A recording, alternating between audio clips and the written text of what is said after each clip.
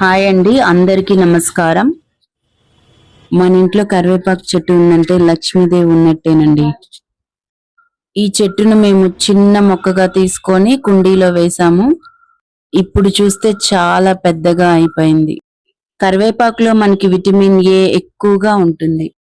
అది కెరటిన్ రూపంలో ఉంటుంది. ఇది లివర్ విటమిన్ ఏగా కన్వర్ట్ చేసుకుంటుంది.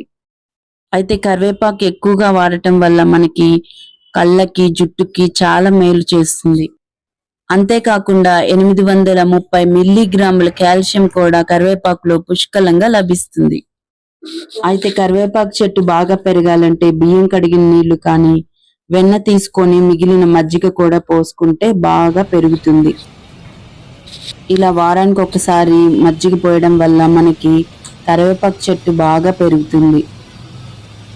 కరివేపాకు చెట్టు బాగా పెరిగిన తర్వాత రెమ్మలను ఇలా తుంచుకుంటే ఏపుగా కరివేపాకు బాగా పెరుగుతుంది.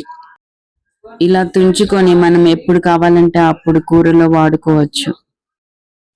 ఈ కరివేపాకుని పొడి చేసుకొని వేడి వేడి అన్నంలో కరివేపాకు పొడి వేసుకొని కొద్దిగా నెయ్యి వేసుకొని తింటే చాలా బాగుంటుంది కదండి. అయితే కరివేపాకు పొడి ఎలా చేయాలో కింద టైటిల్ కింద లింక్ ఇచ్చాను, ఒకసారి క్లిక్ చేసి చూడండి.